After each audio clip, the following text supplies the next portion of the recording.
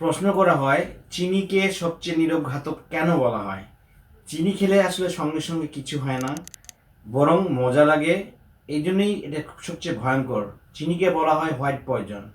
চিনির আসলে কোনো গুণাগুণ নেই, শুধুমাত্র ক্ষতিকর ছাড়া। চিনি সরাসরি আঘাত করে আমাদের ইনসুলিনে, লিভারে, হরমোনে, ডায়াবেটিসে, ফ্যাটি লিভারে, পেটের মেদ বাড়িয়ে তুলতে, সবখানেই চিনির হাত আছে। আর সমস্যা হলো চিনি শুধু মিষ্টিতে না, চিনি লুকানো থাকে বিস্কিটে, সসে, প্যাকেজিং ফুডে ছদ্মনামে আমরা চিনি খেয়ে থাকি। চিনিকে মিষ্টি মনে হলেও ভেতরে ভেতরে ক্ষতি করে। চিনি স্বাদ বাড়ানো ছাড়া আর কোনো তার গুণ নাই, শুধু ক্ষতিকর ছাড়া। চিনি আমাদের প্রাণশক্তিকে কেড়ে নেয়, আমাদেরকে দ্রুত এজিং বা বৃদ্ধ হতে সাহায্য করে, আমাদের চুল পাকা, চুল পড়ে যাওয়া এবং সবচেয়ে ভয়ঙ্কর যে মানসিক রোগ তৈরি করে, ডিমেনশিয়া, আলঝাইমার, পার্কিনসন্স, ঘন ঘন ভুলে যাওয়া, এরকম নানা রকমের মানসিক রোগের কারণ হচ্ছে এই চিনি। আসুন চিনি থেকে বেঁচে থাকি, সুস্থ থাকি।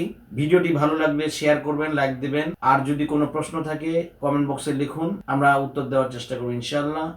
ভিডিওটি বেশি বেশি শেয়ার করুন। ধন্যবাদ।